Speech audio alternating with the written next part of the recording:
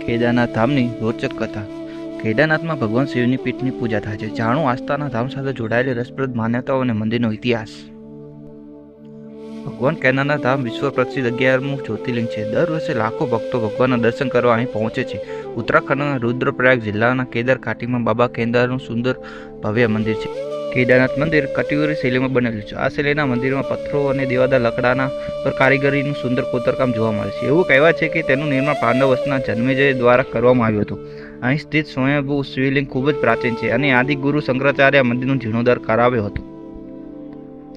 શિવે ધારણ કર્યું નંદીનું રૂપ। પૌરાણિક માન્યતા અનુસાર મહાભારતનું યુદ્ધ જીત્યા પછી પાંડવો હત્યાના પાપનું પ્રાયશ્ચિત કરવા ભગવાન શિવની શોધમાં કેદારનાથ ઘાટી તરફ વળ્યા। ભગવાન શિવ પાંડવોનું દૂષિત માનીને મળવા ન માંગતા હતા, તેથી પાંડવો અહીં પહોંચ્યા ત્યારે ભગવાન શિવ પ્રાણીઓ વચ્ચે ગયા, જેથી કોઈ તેમને ઓળખી ન શકે। પાંડવોએ આકાશવાણીથી ખબર પડી કે પ્રાણીઓના ટોળા વચ્ચે ભોલે શંકર છે, એટલા માટે ભીમે પોતાના બે પગ પર્વતો વચ્ચે ફેલાવીને શિવને શોધવા ઊભો રહ્યો। પછી બધા પ્રાણીઓ ભીમના પગ નીચેથી ચાલવા માંડ્યા, પરંતુ બળદના સ્વરૂપમાં મહાદેવ આ જોઈને ફરી અંતર ધ્યાન થવા લાગે। ત્યારે જ ભીમને તેમને ઓળખી લીધા। પાંડવોની ભક્તિ જોઈને શિવજી પ્રસન્ન થયા અને તેમને દર્શન આપીને પાપોમાંથી મુક્ત કરી દીધા। ત્યારથી જ અહીં બળદની પીઠની આકૃતિ પિંડના સ્વરૂપમાં શિવની પૂજા કરવામાં આવે છે। કેદારનાથ ધામના અનેક રહસ્યો છે। સનાતન ધર્મ કેદારનાથને અદ્ભુત ઉર્જાનું કેન્દ્ર માનવામાં આવે છે। પહાડોથી ઘેરાયેલા કેદારનાથ મંદિરનો મહિમા ખૂબ જ અનોખો છે। અહીંથી 5 નદીઓ મંદાકિની, મધુગંગા, શિરગંગા, સરસ્વતી અને સ્વર્ણગૌરીનો સંગમ થાય છે, જેમાં કેટલીક નદીઓનું હવે અસ્તિત્વ જતું રહ્યું છે। અહીં બાબાના દર્શન પહેલાં કેદારનાથ રોડ ઉપર આવતા ગૌરી કુંડમાં સ્નાન કરવાનો નિયમ છે। દર વર્ષે ભૈરવ બાબાની પૂજાથી મંદિરના કબાટ બંધ અને ખોલવામાં આવે છે। એવું કહેવાય છે કે જ્યારે મંદિરના દરવાજા બંધ હોય છે ત્યારે ભગવાન ભૈરવ મંદિરની રક્ષા કરે છે। શાસ્ત્રો અનુસાર વ્યક્તિ કેદારનાથના મંદિર દર્શન કર્યા વિના બદ્રીનાથ યાત્રા કરે તો તેનું યાત્રાનું ફળ મળતું નથી। અહીં સ્થિત બાબા ભૈરવનાથનું મંદિરનું વિશેષ મહત્વ ધરાવે છે। ભીમ બળદના સ્વરૂપમાં શિવજી નજીક જતા આત્મનિરીક્ષણ કરીને જમીનમાં જોવા લાગ્યા। આ જોઈને ભીમે બળદના રૂપમાં શિવને કુંદ પાછળનો ભાગ પકડી લીધો। અહીં ખડક બનીને બેઠા થઈ ગયા। એટલા માટે કેદારનાથ ધામમાં ભગવાન શિવના પાછળના ભાગની પૂજા કરવામાં આવે છે અને નેદાળમાં સ્થિત પશુપતિનાથ મંદિરમાં ભગવાનના આગળના ભાગની પૂજા કરવામાં આવે છે। સતયુગમાં નર અને નારાયણ ઋષિને અહીં ભગવાન શંકરની તપસ્યા કરી હતી।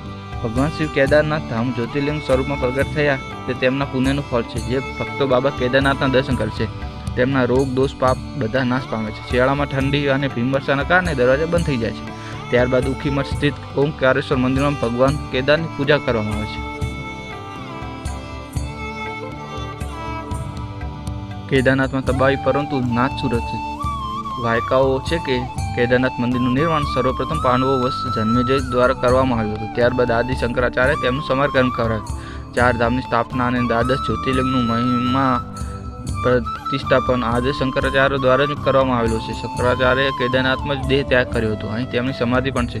થોડા વિદ્વાનો વર્તમાન મંદિરને ભોજનકાલીન પણ માને છે, પરંતુ મંદિરનું નિર્માણ શૈલી સંકેત કરે છે કે અયોધ્યાના સૂર્યવંશી કત્યુરી રાજો બનાવ્યું હતું। કત્યુરી રાજવંશ ભારતના ઉત્તરાખંડ રાજ્યનો એક મધ્યયુગી રાજવંશ હતો, જેનું કુમારી ક્ષેત્ર ઉપર 6 થી 11 સદી સુધીનું શાસન હતું। કત્યુરી રાજાઓ ગિરિરાજ અને ચક્ર ચૂડાસમાણીની ઉપાધિ ધારણ કરી હતી અને તેમની પહેલી રાજધાની જોશીમઠ હતી। મંદિરનું નિર્માણ તેના જ નામવાળી કત્યુરી શૈલીમાં થયું હતું। મંદિર એક 6 ફૂટ ઊંચા પથ્થરવાળા ચોરસ ચબૂતરા ઉપર બનેલું છે। મંદિરના ગર્ભ પાસે ચારેક ખૂણા પાસે શુદ્ધ પાષાણ સ્તંભ છે, જ્યાંથી પ્રસાર થઈને પ્રદક્ષિણા થાય છે। સભા મંડપ વિશાળ અને ભવ્ય છે। તેની છત પર 4 વિશાળ પાષાણ સ્તંભ ટકેલી છે, એક જ પથ્થરની બનેલી છે। ગવાઓમાં 8 પુરુષ પ્રમાણ પ્રતિમા છે કે ખૂબ જ કલાત્મક છે। મંદિર 85 ફૂટ ઊંચું, 187 ફૂટ લાંબુ અને 80 ફૂટ પહોળું છે। તેની દિવાલ 12 ફૂટ મોટી છે અને ખૂબ જ મજબૂત પથ્થરથી બનાવવામાં આવે છે। મુખ્ય ભાગ મંડપ ગર્ભગૃહના ચારે તરફ પ્રદક્ષિણા પથ છે। બહાર ફળિયામાં નંદી વિરાજમાન છે। મંદિરના મજબૂતીના અંદાજો એ પરથી લગાવી શકાય છે। લગભગ 1000 વર્ષ પ્રાચીન હોવા છતાં બીજા 13માં કેદાર ઘાટીમાં આવેલા પૂરના કારણે તે અવિચળ રહ્યું હતું। જ્યારે પૂરમાં હજારો લોકો વહી ગયા હતા અને ભૂસ્ખલન પણ માર્યા ગયા હતા અને સંપૂર્ણ કેદાર ઘાટી તબાહ થઈ ગઈ હતી, પરંતુ નાથ અને તેમનું ધાન ચમત્કારી રૂપથી સુરક્ષિત રીતે બચી ગયું હતું અને મંદિરોની દીવાર પર ખાલી થોડું જ આંશિક નુકસાન થયું હતું। તો આ તો કેદારનાથનો ઇતિહાસ। જય કેદારનાથ બાબા, જય હો શંભુ।